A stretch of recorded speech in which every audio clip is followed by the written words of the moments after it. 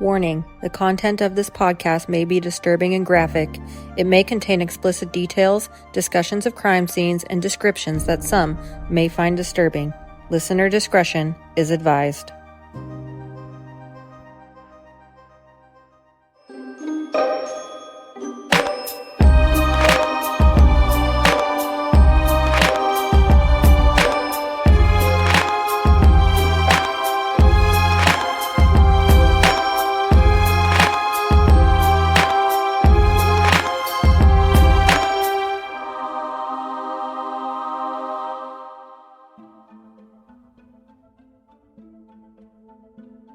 On November 2nd, 2018, in DeBary, Florida, 15-year-old Gregory Ramos returned home from school, and when he entered the front door, it was immediately obvious that something had happened there. It was eerily quiet. The doors to the front closet were left open, and its contents were strewn about. An overturned lamp lay just around the corner by the couch. There were papers and other items scattered across the dining room table. The oak cabinets in the kitchen were all ajar, even the ones under the kitchen sink. Maybe somebody had been looking for something. Gregory couldn't imagine that his family would be hiding anything of value, but maybe his mom and stepdad knew something he didn't. He cautiously made his way through the rest of the house toward his bedroom. The drawers of his 4-cube storage dresser were pulled out, and clothing littered the floor. He didn't take the time to search through his things. He was too unsettled by the thought that someone had been in his home. But it was immediately obvious that there were a few items missing. The stereo system was no longer on his dresser. The large computer that he used for gaming was gone. He'd paid for that computer himself, after many months of working his summer job and saving up for it. And Gregory noticed one more thing that was missing from his room: his compact bow. It was a red compact bow that was legal for hunting. Gregory called out for his mom. Her car had been in the driveway, so she should have been home, but there was no answer. He turned to exit the home again through the front door, and this time noticed something strange about his mom's car. The gold minivan was there in the driveway, and it was still running. The driver door was ajar. Gregory hadn't noticed this before. The keys were still inside, and the car was on. Now Gregory really began to worry. Something about the situation was not right. It was then that Gregory called 911. 911, where's your emergency? I just got home, and my house is completely trashed. It looks like someone broke in the side door. Okay, how long have you been gone? I've been gone all school day. Are you there by yourself? Yeah. How old are you? 15. I need you to take a deep breath. I'm going to ask you a few questions, okay? Okay. My mom's car is here and it's on, and she's not home. And she's supposed to go to work today, and I can't find her. Okay. Your mom's car is there. Is there any other way she ever get to work? Does she ever get a ride from anyone else? No, the car is on. It's turned on. The car is on, and you're sure she is not there? I searched the entire place. I've been here for like 8 minutes. I've been looking. Okay. I can't find her. I'm right here with you, okay? What's your name? All right, my full name is Gregory Logan Ramos. Is there anybody that has made any threats to your mom or to you? Or No.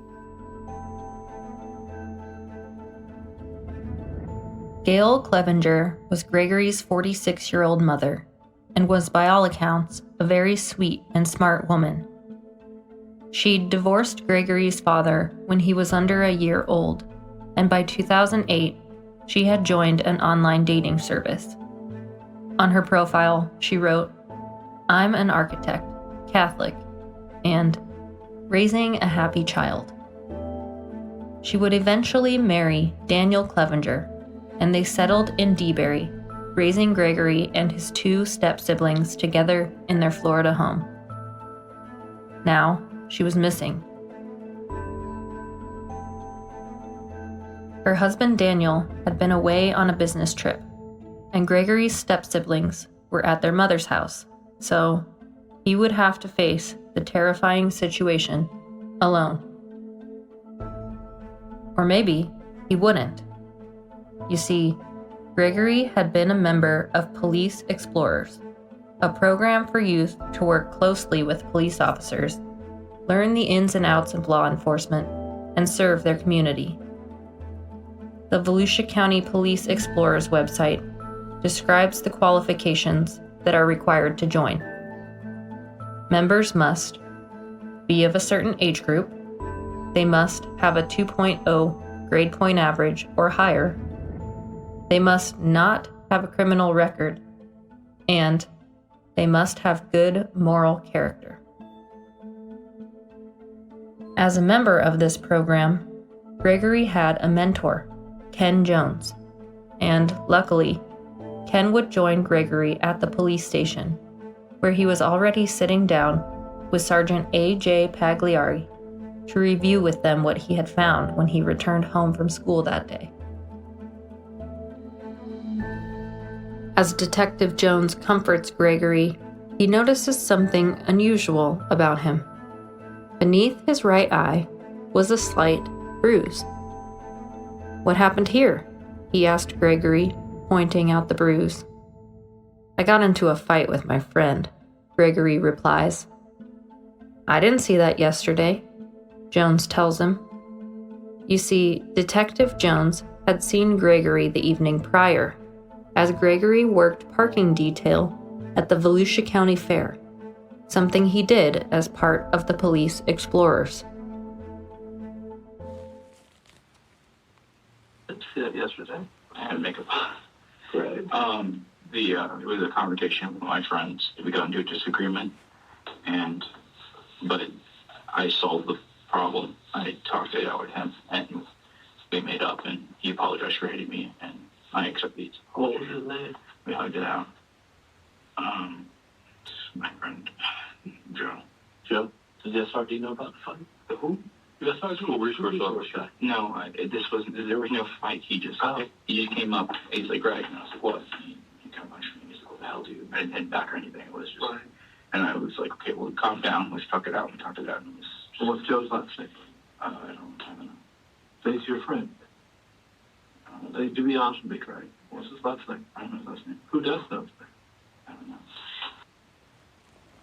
Dude, I'm sorry. I made a mistake, and he was justified. And I said, I'm sorry for making that mistake. What time this happened yesterday? Ballpark of the afternoon. But I saw you what? What time did you get out of the fair? Like out there at 7. Okay. I just seen that. You put makeup on it before you came out? Yeah. Just to conceal it. Why would you do that? Because I didn't want to work traffic detail with scars on my face. I guess that's reasonable. Just within the first minutes of discussion with Gregory, a few red flags are raised to detectives. He's got a bruise under his eye. He can't tell them the name of his friend, Joe, that he got into a fight with the previous day, and he doesn't seem to be panicking, as you might think a boy with a burglarized home and a missing mother might be.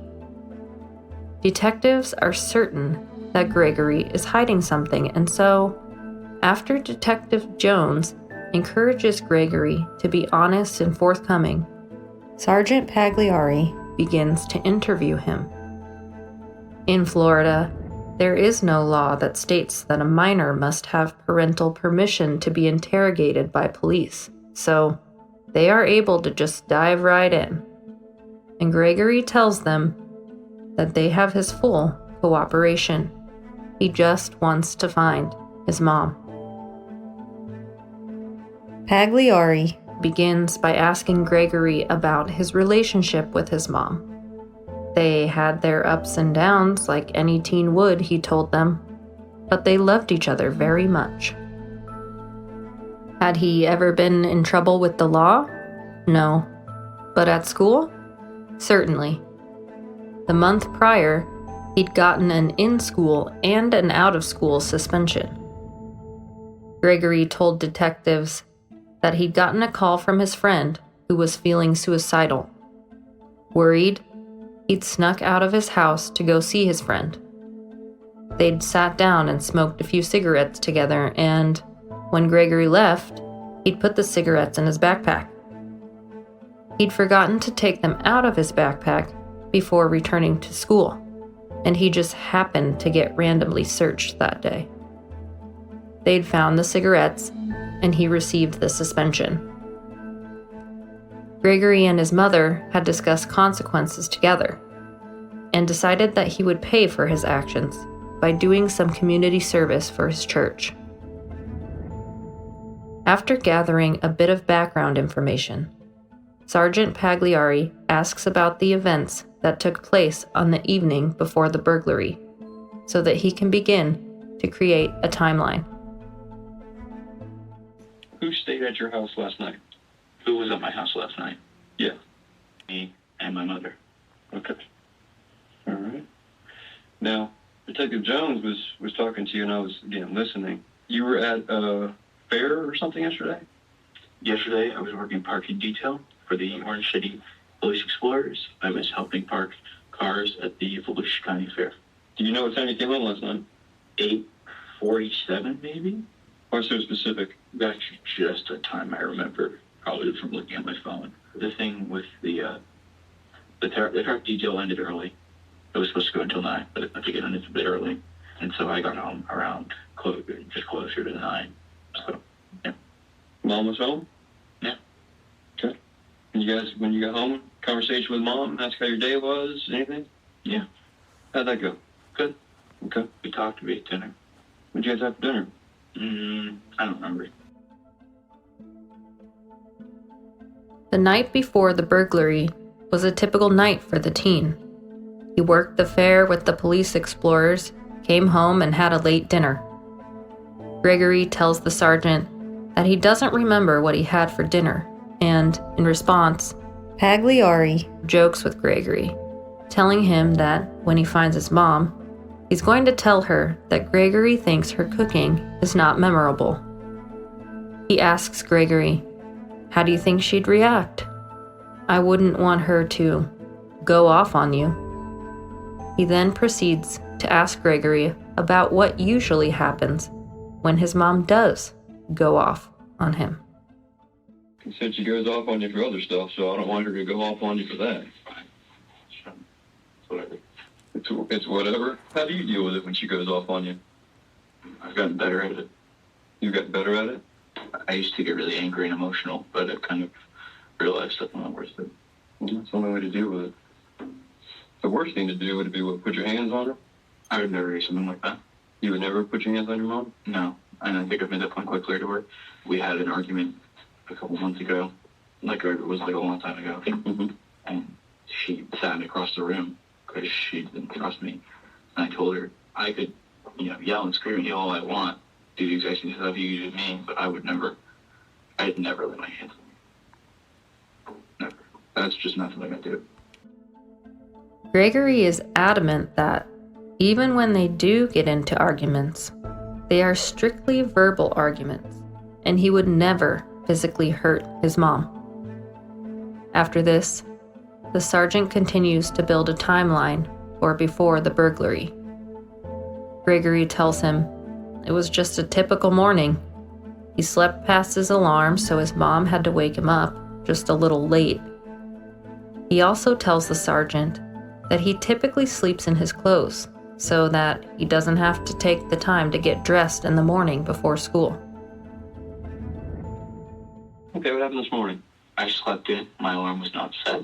She woke me up around 6:20. I sleep in my clothes. So what you're wearing right now is what you wore to school? No, I changed shirts when I got home. Okay. I was sweaty. But your pants and shoes are the same? Yes. And your socks? You gotcha? Yeah. Okay. So 6:20, you slept in, okay? Mom came, woke you up. Fired up, huh? She wasn't angry. Okay. So tell me what happened. She's like, okay, you gotta get up now. Go brush your teeth and pile in the car. So I grabbed my backpack, I went and brushed my teeth, took out my retainer, kind of messed with my hair a bit, and then I got in the car. So what time do you think you got to school? Honestly, I have no idea. Can't look at your phone? It's probably in the ballpark of like 6:40. Okay. Talk to anybody when you got there? Hey, what's up? You got friends at school? Yes. Who'd you talk to? First person you saw at school was who? First person I saw. Mm-hmm. Probably my friend Kat. Kat? Yeah. Boy or girl? Female. You got a last name? No. Who's your friend? You don't know her last name? I'm gonna keep it real with you. I Yes, please. don't really got that many friends. I'm not like a super social person. Okay. Nothing wrong with that. I have a lot of acquaintances that I have that I've either A, had a class with in the past, or B, have class with now, or C, I know from elsewhere. And so, yeah. Gregory tells Pagliari that his first period is biology with Mr. Latsowski, and he has a D in this class. He proceeds to tell the sergeant about an argument that he'd had with his mom about the grade the night prior, something he seemed to have left out of his original account of that evening. You like him? He's Good alright. teacher? I have a D in his class. You have a D? Yeah. How's Mom feel about that? We had an argument about it last night. Oh. Tell me about that. We talked about it. Basically, she's like, can't be doing this. And I was like, well, I got all A's and B's last quarter. I can pull my grade up before the end of the semester. And she was like, whatever, blah, blah, blah. Don't act so cocky. I'm like, I'm not. I just know I'm capable of doing things like that. One thing you said you'd like being you want to be a detective someday. And in my personal experience, when people start a story and then they go into the blah, blah, blah part, that there's more to the blah, blah, blah. So if you will, Greg, tell me what the blah, blah, blah part was for this argument. Okay, well, basically, she was just kind of like, whatever. If you act narcissistic sometimes, don't be so cocky. And I was like, well, I'm not cocky. I'm capable. I feel like I have the skills because I've done it before to fix my grades in a short amount of time. And I was like, I probably could fix them by Friday and stuff, and just talking with her about that. And she was like, all right, whatever, go study your biology. And I was like, all right. So I studied my biology for about an hour, and then I went into her room, and she was on the phone with Dad. I said hi to Dad, and then they hung up, and then I said a prayer with her for a good night, and that hour, whatever, for a million hours, for Grandma, for Uncle Joe, and stuff like that. And then I kissed her, and I went to sleep. Okay. And that was I went to sleep around 11. That is when I woke up late. Okay. When was the first time somebody called you about, or did anyone call you about your mother not being at work or anything like that? I received no communication from anyone about that. Okay. But on the day of the burglary, Gregory's day at school had been uneventful.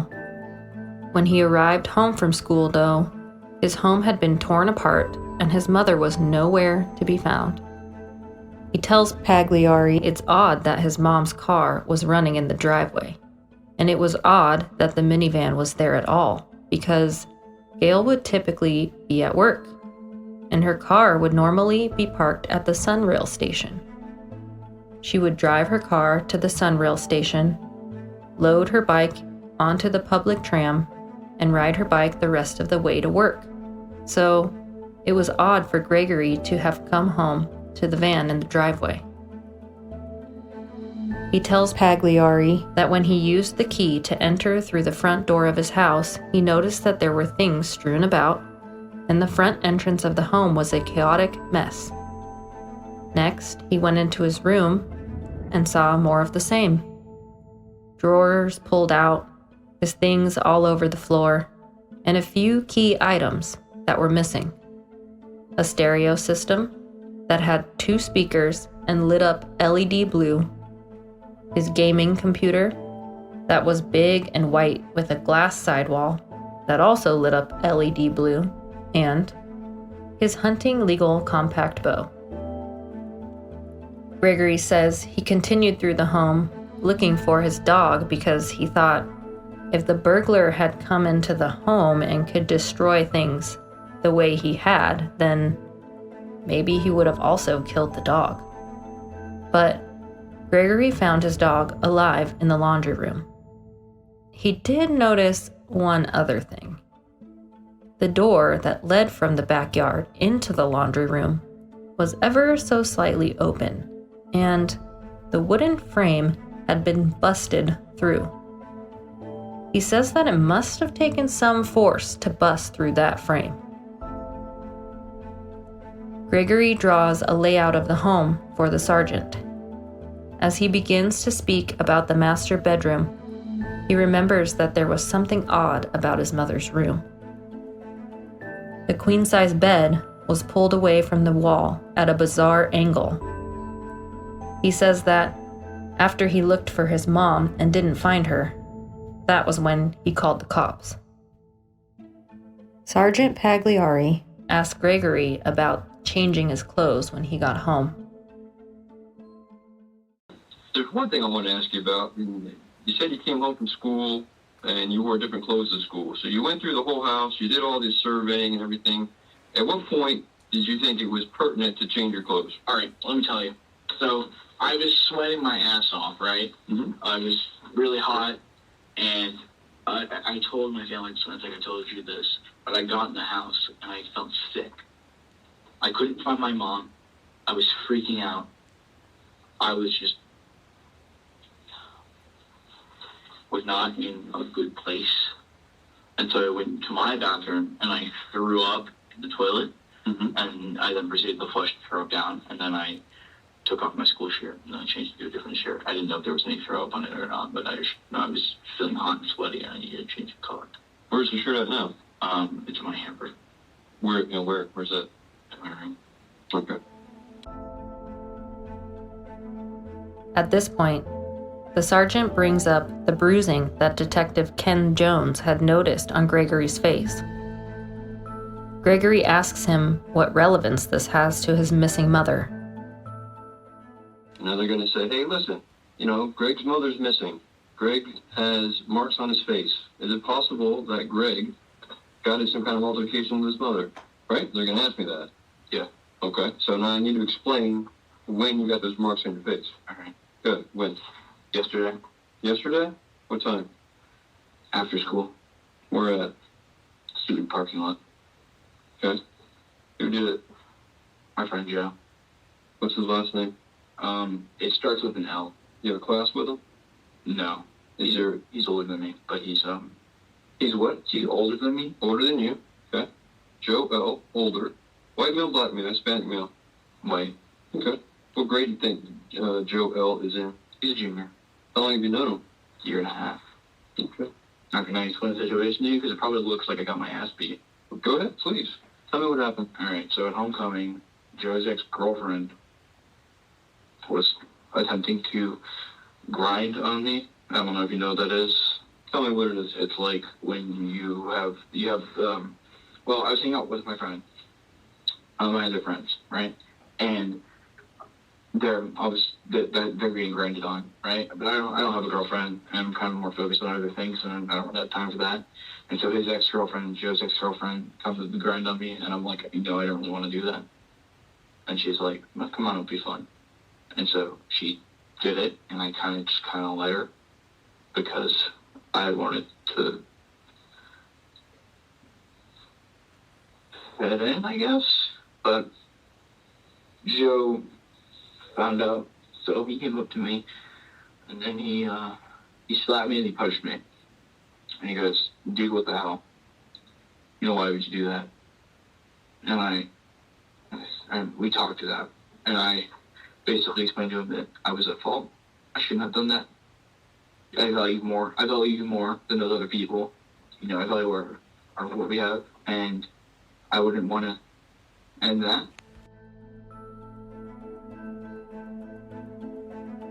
Gregory tells them that his friend, Brian Porras, was in the parking lot when this interaction between himself and Joe went down. Now detectives have a witness, someone they can ask to verify Gregory's story.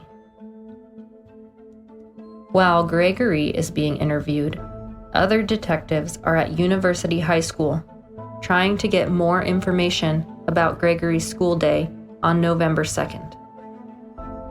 Gregory had told the sergeant that he'd been late to 7th period and that he'd spent all of 6th period in the auditorium trying to finish some makeup work. But administrators at the school had Gregory checking himself out of school at 1:10. "I didn't leave the school," Gregory says. "You can't check yourself out."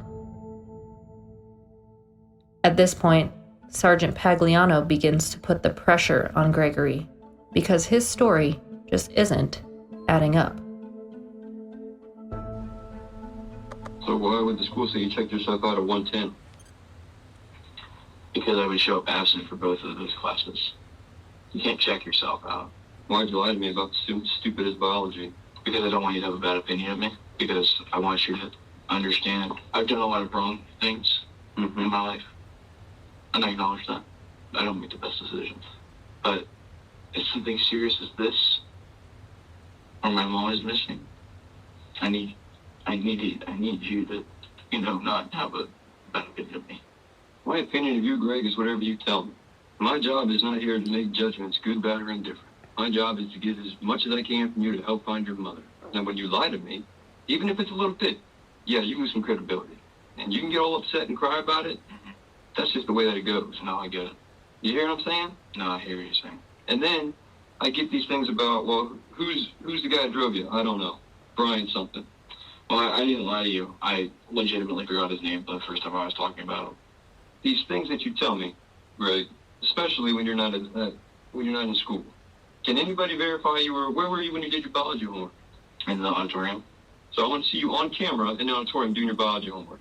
Yeah. Are you sure? Yeah.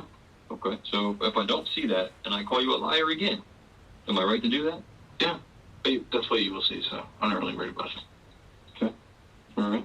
So if I were to hypothetically just say, or just to say, not even hypothetically, if I were to say that you went home last night, got in an argument with your mom for whatever reason, I guess it was the biology thing, right? Because I know she told your dad. Yeah. That you guys got in an argument about it. If I were to say that you went to school and then you came home, somehow you got home, I'm not sure how you got home, but you checked yourself out. Now again, give me some credit here. You checked yourself out, or you left school, checking out. You just left. Somehow you got home. You get home, something happens to your mom, or you and your mom got into hands-on, you did something to your mom. Wouldn't that be far-fetched? What do you mean? You killed your mom.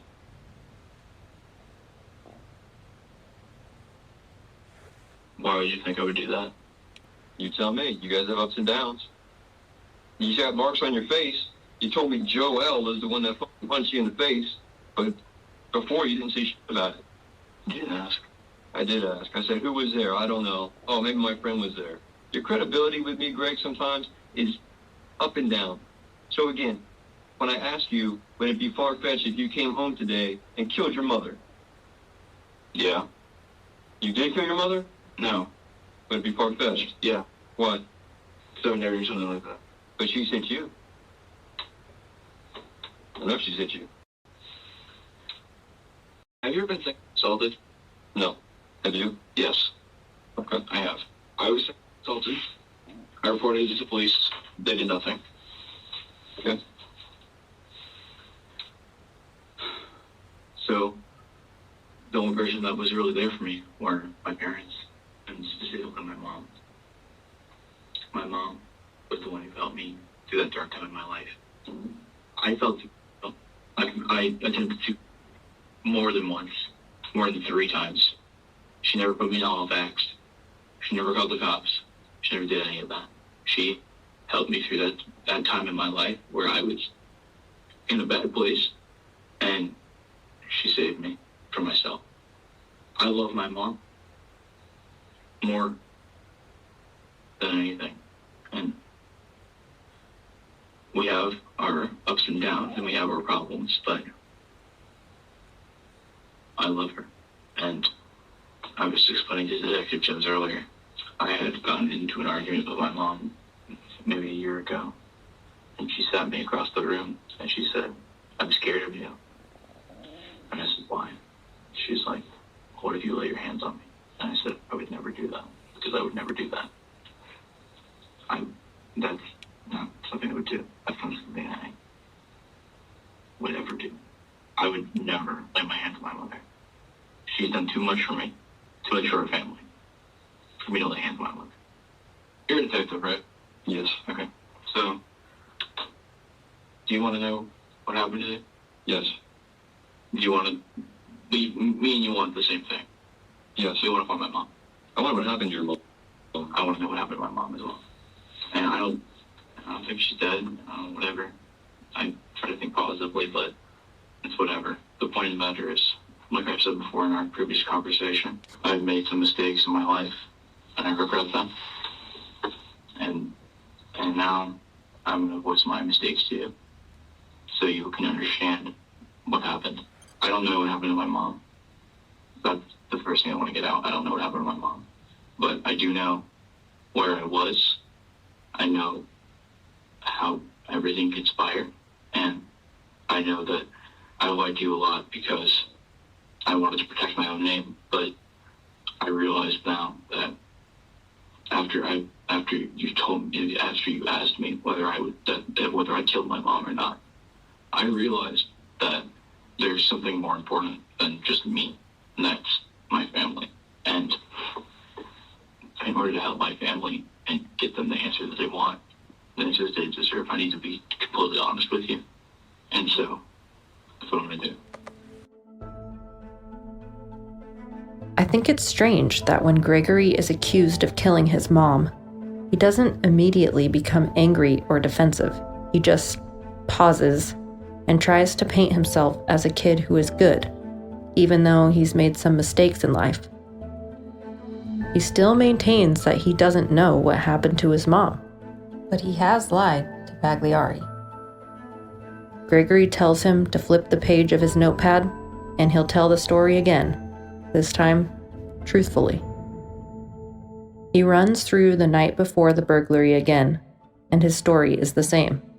But this time, he tells the sergeant he went to bed around 11 p.m. that night, but didn't really go to sleep. Gregory says that he's not allowed to have his phone in his room, so around 12:30, he snuck into his mom's room to steal the phone, which he used to call his friends, Brian Porras and Dylan Segleret, to come and pick him up. He tells Pagliari that they drove around town for about an hour while drinking and smoking cigarettes. Even though his friends had come to get him, they were using his mom's minivan, and Gregory was the one driving. They took the van to River City Church, which has a little fire pit in the back, and they continued smoking, drinking, and doing drugs there. He says the three of them drove back and forth between his home and the fire pit several times to get food and money and other things. Their escapade lasted until about 5:45 a.m. when they returned to Gregory's house and he began to get ready for school. The rest of his day at school was just as he told them before, normal. Except for this time, he tells Pagliari that he did leave the school at 1:10, leaving with his friends to pick up money and go back to the fire pit once again to smoke more cigarettes and talk about life. It was when he returned home that he found his house torn up, and he quickly adds that he dumped his clothing from that day because it smelled like smoke. Is it possible, Sergeant Pagliari asks, that your friends Brian and Dylan took you home, dropped you off, then stole your things and killed your mom? Gregory says no. He would have seen them driving past him, and he'd seen them all throughout the school day, and that was obviously the time when something had happened to his mom. Meanwhile, other detectives are tracking down Brian and Dylan to verify the story that Gregory is telling Pagliari. First, they speak with Dylan. They ask Dylan if he knows anyone by the name of Joe. He tells them he doesn't. Detectives are also sent to question Brian Porras about what he knows. Brian tells them that Gregory messaged him that something had happened at his home, but that's all he heard. Both Dylan and Brian told detectives that the last time they had seen Gregory that day was at lunch, which is not what Gregory had said. Detectives continued to speak with Dylan and ask him if Gregory had given him anything of his to hold on to. Dylan says that last week, Gregory did give him something to hold on to. He'd let Dylan borrow his red compact bow, and Dylan still had it. As they're being questioned separately by detectives, Brian and Dylan's stories are not aligning. Dylan says he left the school that day with only Brian, but Brian tells detectives that he left the school with Dylan and Greg, and he took Greg home. But Dylan finally breaks and tells detectives that they had indeed all left school together. They'd gone to Greg's house, and Greg gave him some stuff to hold on to for a while. Greg had given him a red compact bow and his gaming PC. But that's not all. Dylan and Brian tell detectives that that morning, Gregory told them that something bad had happened. He really did it. He killed his mom. The two didn't really believe him. He's full of crap. That couldn't be true. But they decided to help their friend out. His house did look trash when they arrived after school. They took a few of Greg's things and threw a few other household items in a nearby dumpster. They'd gone to River City Church after that, and Greg had put a large trunk filled with random items into the lake there. Detectives inform Sergeant Pagliari of what they've just uncovered, and he prepares to confront Gregory with the inconsistencies of his story. At first, Gregory continues to deny that he had anything to do with his mother's disappearance. But as Pagliari tells him that his friends have outed him after hours of interrogation, Gregory cracks. What unfolds next in the interrogation room is absolutely chilling. Do you think, and I'm going to ask you this, I've asked this before. Okay. Because in your hearts of hearts, looking at me face to face, are you a man of integrity? Do you know what that is? I do know what it is. Okay. Are you a person of integrity? I don't think I have the best character. I think I have character flaws, but on the up and up. Okay. Usually, I try to be as honest as possible. And when I'm not, it's because I'm being selfish. I can admit that. Okay. I tend to be selfish, and that's a problem I have. But, okay. Yeah. Well, here's what I want you. I'm going to do this. I want you to look at me in my eyes. Okay? I'm going to get up close like this. And I'm going to ask you, did you kill your mother, take things from your house, distribute them amongst your friends, come in here today and lie to my face and say that you didn't do that? no, No what? I didn't do that. You didn't kill your mother? No. Okay. All right. So, sit back down. I don't believe you. Why? Well, the good news about it is that all those things that were missing from your house, we found them. Where? You tell me. I give you a clue. It's one of your buddies. Are you saying my friends robbed my house? Is that what you took out of this? Is that I'm saying that your friends robbed your house? The same friends who, by the way, were at school all day and who dropped you off. Here, I'll refer to your little map here, bud. Remember this. They dropped you right here on High Banks, whenever the hell this road is. And I asked you earlier, is it possible that your two friends could have went to your mom's house and killed your mom and taken those things? Yeah, You said that's impossible because they would have been driven past you, and then you would have saw them. The time is up, Greg. The time is up. We found the stuff. Okay. Okay? Your buddies turned us onto it. Now you need to tell me what happened, because they've already told me what happened, told my pals what happened. So you need to come to Jesus. You're a religious man. You prayed with your mom. You need to tell me what happened. So what did they tell you? I'm not telling you what they told me, because I don't have to tell you what they told me. You tell me what happened. I already told you what happened. Tell me you didn't kill your mother. I didn't. Who killed your mother? I have zero clue. Who took to your house? Well, you just told me. Apparently it's my friends. And when did they think they did that? I have zero clue. Do you honestly believe the things that are coming out of your mouth? Yeah? So when your buddy says that you told him you killed your mother, he's lying. Oh, good, whatever. Alright, I'll tell you what happened. Alright, so I got home. I got in an argument with my mom. She slapped me across the face. She began to hit me.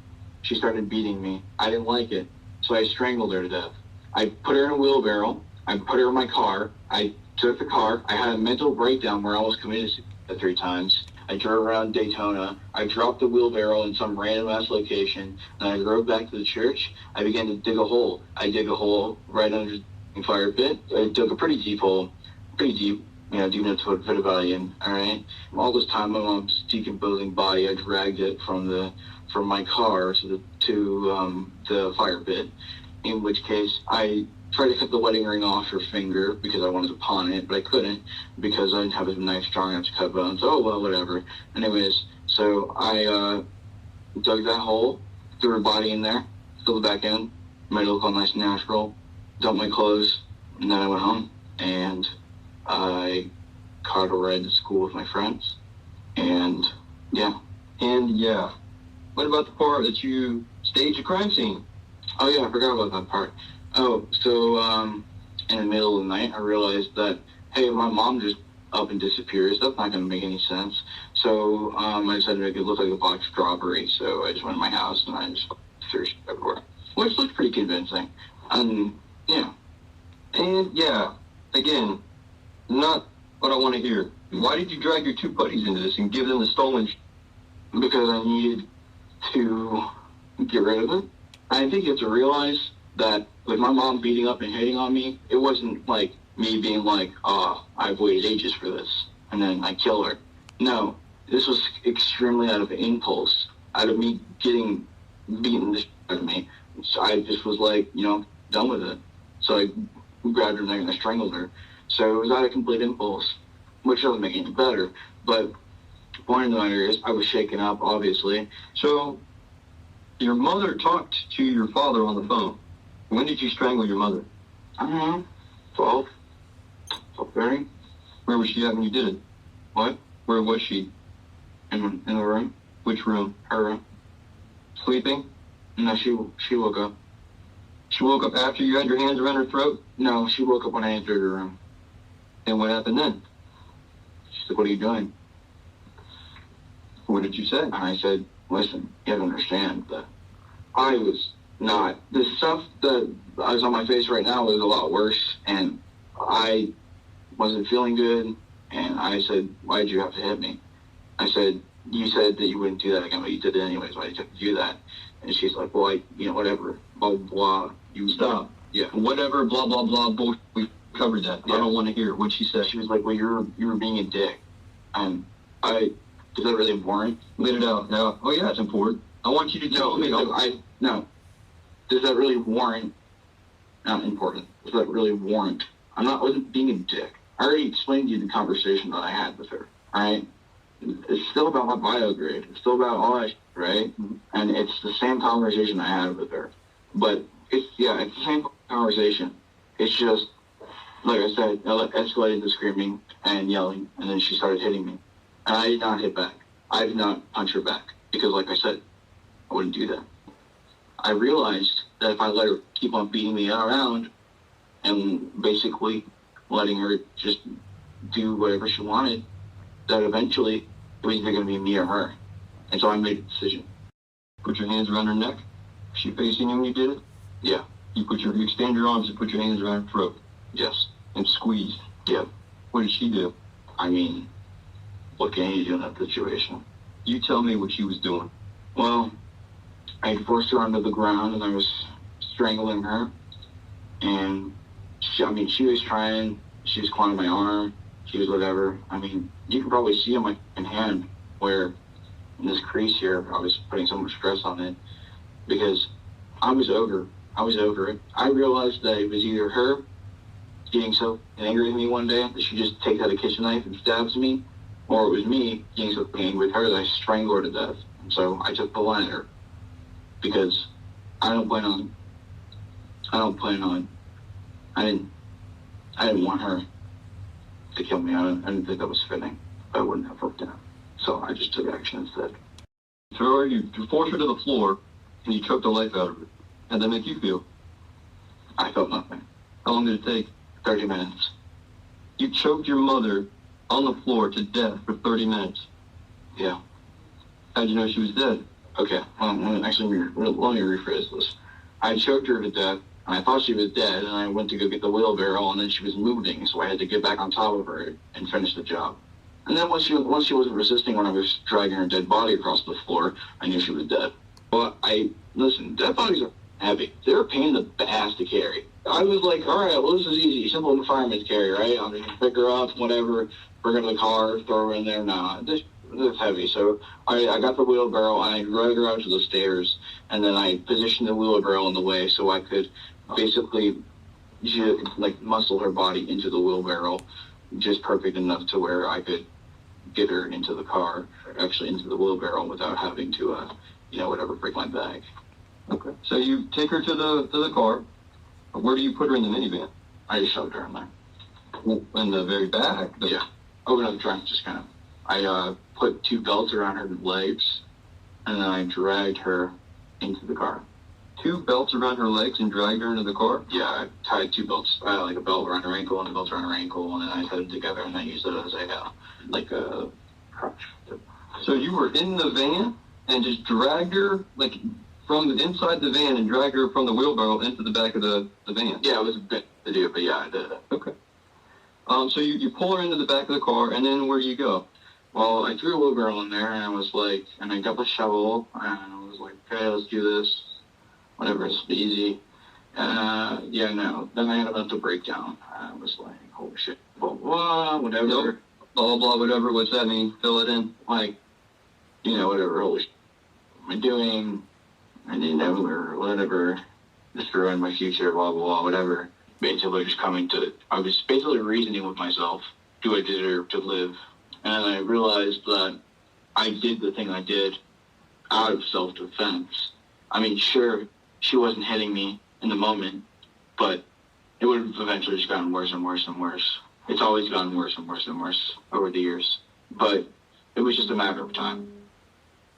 I was on the highway, I was driving and then I realized, I had lots of thoughts going through my head. My original thought was, what if I just dump my mom's body in some random ass location with a wheelbarrow, and then I just go on the run, right? And then I realized, where would I go? I mean, I had my sister's house in Michigan, yeah, but she just turned me to the cops, and whatever, I'm not going to get out of the country in whatever, how many hours they find her body. So it's not worth it. And I was like, well, I could just go into oncoming traffic. I mean, it's really busy in this area for some reason. I could just move my car into oncoming traffic and myself. And I was like, nah, it's a pussy-ass way to go. I'm not going to do that. All right? So I just decided, I guess we're just back at square one. So I'm going to go back to where I started. Drove body back to the church and dig the hole, realized that my phone flashlight's not going to be enough, go back to the house, get a new flashlight. Then this is me. When I'm talking about me going back to my house to get money, it's just me trying to make excuses for my phone being in certain places. I should have just trashed my phone like I did with my mom's, but I didn't really want to do that because I was listening to music and whatever. I was gonna get caught anyway, so there's no point. And so I get a couple candles, I get flashlights, I get whatever. And then get the area lit up, dig, realize that the body smells terrible. It smells like Jesus Christ. You ever smell a dead body? I smell a dead body? Yes, sure I have. Yeah, they smell like So I was like, okay, you get something coming up. So I went to my house, grabbed a can of bleach, and I was like, okay, when I get the body in there, I'll pour the bleach on it and just make it smell sterile before I cover it back up with dirt. I was like, that seems like a pretty good plan, whatever. So whatever, dig the hole. It's like, what, 4:30? And I decided, all right, so we dump the body and then we fill back up, and then at 5:30 go back. So myself. Okay, so you're talking about we being yourself, nobody else is there. This is just you. Yeah, just me. So, anyways, done with the hole. So, kick the body in the hole, but it doesn't fit. So I had to kind of cram her in there. I don't know if I broke any bones, whatever. Poured the bleach on her, put the dirt over her, and I mean, when you go out there, you'll see it. It looks perfectly natural. Doesn't look like there's anything. How did you mask the hole? What'd you do? Well, it was a fire pit. So I literally just threw the dirt back on it, moved the rocks around, it looks perfectly fine. So she's in the fire pit, or under the fire pit? Yeah. Okay. What else is in the woods? What else is in there? Mm-hmm. The broom I used to sweep the drag marks away. Okay. Because when you're dragging a dead body, as I said, I trashed the wheelbarrow on all heels, which is a dumbass move because I still needed to get the body out from the trunk of my car and bring it down to this area, right? But I realized, whatever, blah, blah, blah, dumb. So if I hadn't wasted maybe an hour and a half, I probably would have gotten away with it. But I did waste that hour and a half because I needed to come to terms with what I did. Anyways, I dragged her body with the two belts I had tied to her ankles. I dragged it all the way to the fire pit. And, like when you're dragging the body on leaves and palm fronds and whatnot, that collects quite a lot of shit, to be frank. So is there anything else? I mean, you said that there's a shovel in the woods, a broom in the woods. How about any of the stolen or the stuff that you took from the Well, there's more. Yeah, there's stolen shit. There's nothing big. It's like all small shit. And I just kind of chucked it in there because no one else wanted it, and I needed to get rid of it. So there's a cache of stolen shit in the lake behind the fire pit, but it's probably all whatever. By the way, in the woods by the fire pit, I don't know, I couldn't point out to you exactly, but there's 2 laptops and a 30 caliber gun right behind the fire pit in the woods. And obviously, you know where the rest of the stuff is. I do. Go back to before you left your house with your mother's body in the van, you started staging the crime scene. Is that right? You said you took some of the stolen shit out? Yeah. Well, not stolen. You took what'd you take out of the house first, and then while your mother's body was in the van? Well, I just kind of figured, I need to get everything out. I was like, well, not everything, but I was like, how can I make this look legit? I was like, I can't just make my mom disappear and then head to school and be like, oh, everything's okay. Mm-hmm. That's not gonna work. So I need to make it look like something happened, like a botched robbery or something. And you gotta admit, I don't know if you saw the house. Do you see the house? I haven't gone inside yet, though. All right. See your work. It looks quite nice. Okay. It looks quite legit. Basically, I just of everything, and I grabbed everything of value, and I kind of just threw it in the van, and yeah. Now, some of the stuff you gave to your friends. When did you give some of your stuff to your friends? After school. After school? Yeah, there wasn't any time. I was planning what I was going to plan to do. I was going to drive up to the Sunrail and leave my mom's car there and dump the bike somewhere and make it look like that she went to Orlando and that she just got whatever. And I think, actually, if I hadn't made the botched robbery and I just kind of drove the car up there and lost the bike and gotten picked up by my friends, and we kind of just kept hush-hush about it, and I killed my mom and put her under the fire pit, you guys probably would have never caught me because you probably think that she got mugged in Orlando and died, and that probably would have made a lot more sense. But I didn't think it through because I was impulse thinking and I was doing everything on a whim. So if I had more time to think it through, I probably would have done everything, but that's whatever. Okay. So you went to school, though? Oh, yeah. How did you get to school? Brandon picked me up in front of my house. I was wearing jeans covered in dirt, as well as boots covered in dirt. You'll find those in the woods with the broom and the shovel. But I was wearing a shirt. I just grabbed a random shirt and some soap and a washcloth. And then when I got to school, I wiped all the dirt off me, the excess blood that was on my face from my mom hitting me, and I cleaned myself up. And then I went to school, and I think nothing happened. So then you go to school like nothing's up, right? Let's just go to class for a little while, right? Yeah, well, that's my last day as a free man. Might as well enjoy it. Okay. Say goodbye to your friends? More or less with you, whatever. Well, your two best buds are the ones you really care about, right? Well, they screwed me over in the end, so it's whatever. Well, one person keeps a secret, Greg. Yeah. When did they find out that you killed your mom? When they picked me up, because I was covered in blood, which was my blood, but I was covered in blood and dirt, and I wasn't wearing a shirt, and I had soap, and they were like, what the happened? And I was like, well, Brian, I called you last night. He's like, yeah, I know. And I told Dylan. Okay. So then what was their reaction? Apathy? Tell me. Describe. Elaborate. They didn't care. They didn't care. They thought you were foolish. I mean, well, yeah, they thought I was foolish. They thought took me back to where I did it. Which was after school. Yeah. And then after school, you took them to the church. Yeah. And then you just started divvying out. Yeah, then I said, okay, what do you want? Knowing that your mother was dead, and you told them, take what you want. And they were good with that? Yeah, they're good. Who took what? I don't know. Okay. Well, how about the part, I gotta say, I was impressed with the kicking of the door. Did you do all that yourself? Oh, no, I had those two do it. Oh, okay, so again, more things that these guys did. Yeah. Right? So tell me about that. Well, I was like, hey, I need help staging the crime scene. And they were like, okay, we'll help you. So both of them together kicked in the door. Yeah, it was very impressive. Okay. Do you guys have this on video or anything? Did you, No, I wish I had it on video. That would be graphic. That'd be great. But no. But I'm sure if you dust for footprints on the door, you'll find their shoes. Okay. You'll find it all over the house as well. But then we went to my mom's room. We got the gloves, gave them gloves, because they didn't want to get their fingerprints on anything, even though they had already kicked the door open and whatnot. But and even though they're already like basically helping me do this, whatever. So, am I going to go to prison or what? What's up?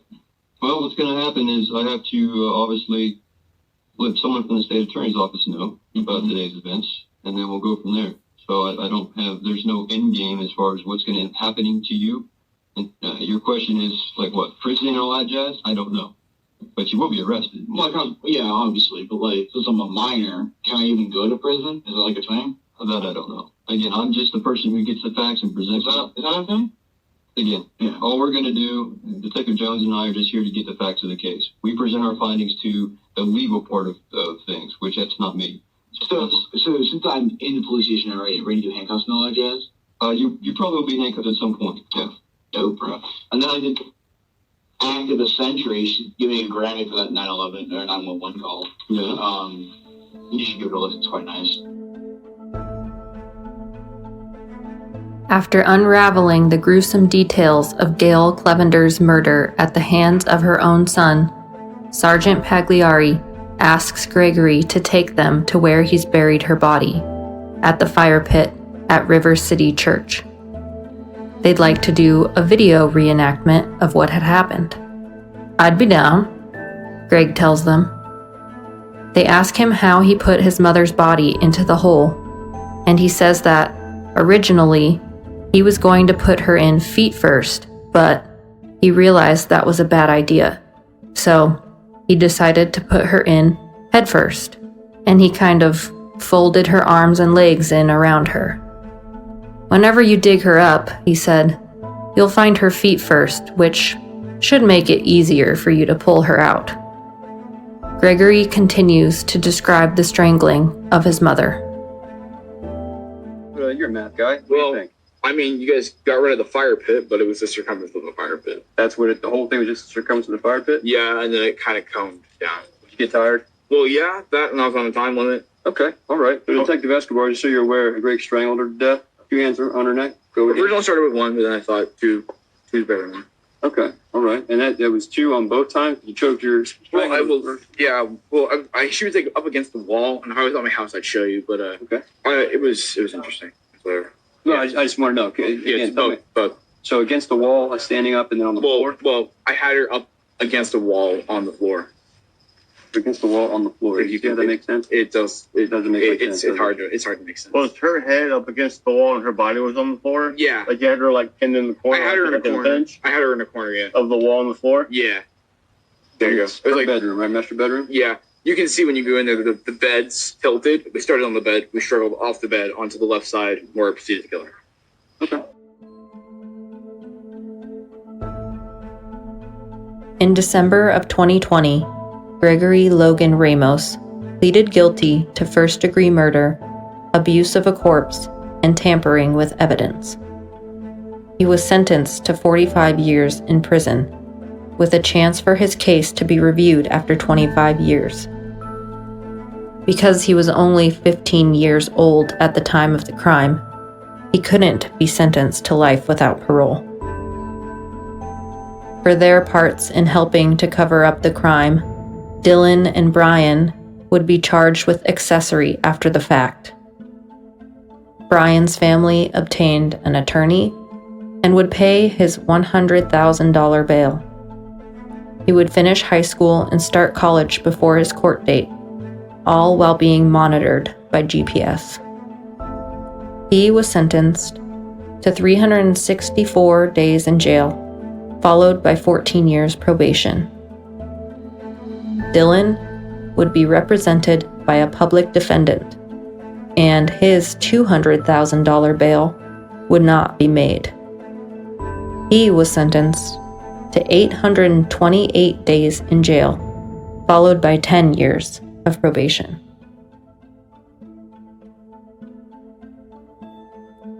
The friendship between teenage boys is often built on a foundation of deep trust, understanding, and loyalty. The day after strangling his mother to death and burying her in the church fire pit, Gregory would test the loyalty of his closest friends, and they would show up for him. But for this, their lives would never be the same, nor would the lives of Gail Cleavenger's husband and stepchildren, mother and siblings, her closest friends, or her church community.